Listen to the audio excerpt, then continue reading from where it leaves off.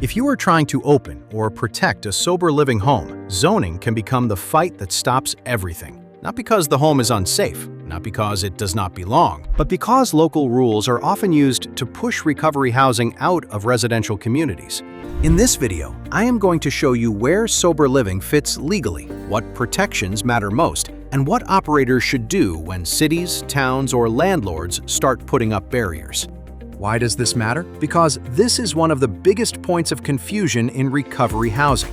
People assume sober living is some kind of special use. Some assume they offer treatment. Some assume it belongs in a commercial zone. And that confusion creates real risk. But sober living homes are, at their core, residential homes. They are structured, peer-based living environments for people in recovery. They give people a stable place to live after treatment. They reduce the risk of relapse. They create accountability, community, and a bridge back into ordinary life.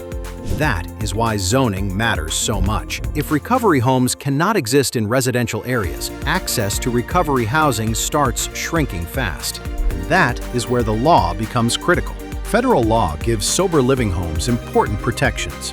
The Fair Housing Act is a major one. It prohibits housing discrimination based on disability, and that often includes people recovering from substance use disorders. The Americans with Disabilities Act also matters when local governments apply zoning or housing policies in a discriminatory way. And in some cases, the Rehabilitation Act adds protection too, especially when federally funded programs are involved. The practical point is simple. Cities cannot just push sober homes out because neighbors are uncomfortable, officials are skeptical, or the use is politically unpopular. That is not how this works. And yet, that is often exactly what happens. The pressure usually shows up in a few familiar forms. A city imposes spacing restrictions. A zoning board relies on family definition or occupancy rules to say too many unrelated people are living together. A town demands a special permit that comparable residential homes do not need. Or local officials start enforcing rules selectively in a way that makes the home harder to operate. Those are not minor issues. Those are some of the main ways recovery housing gets blocked. And operators need to recognize the pattern early, because the problem is not just the wording of the rule. The problem is whether the home is being treated differently because it serves people in recovery.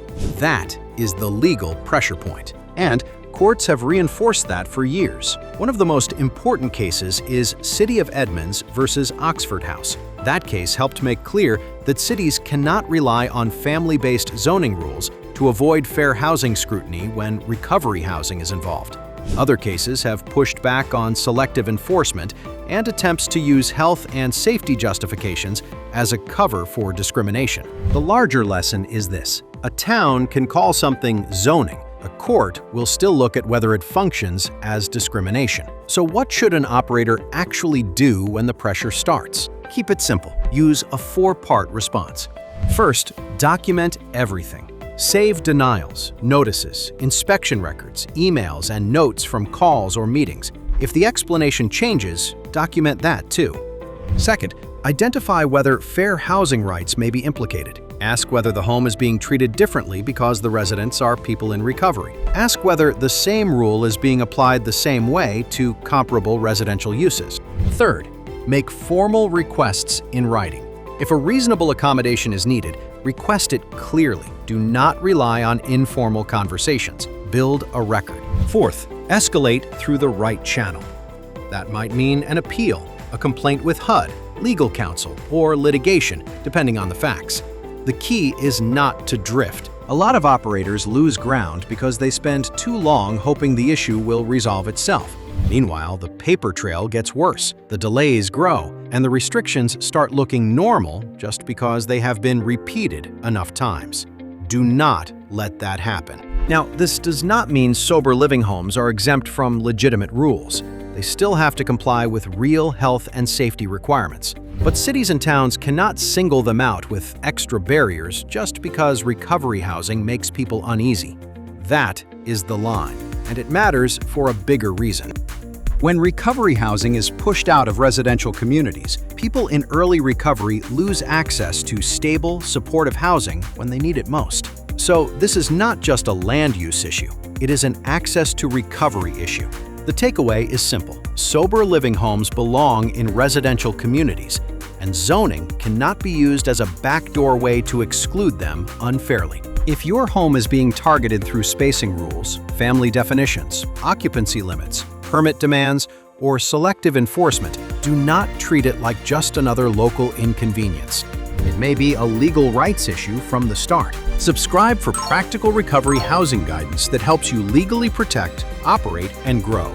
Access legal resources and real-world solutions for the issues sober house operators actually face. Vanderburgh Sober Living is a nonprofit organization with a mission to equip our chartered operators with the tools they need to open, strengthen, and scale their sober living homes. If you want deeper support, check the description for Recovery Housing Law and Practice, our practical legal guide to zoning, fire safety, code enforcement, and legal protections for recovery housing.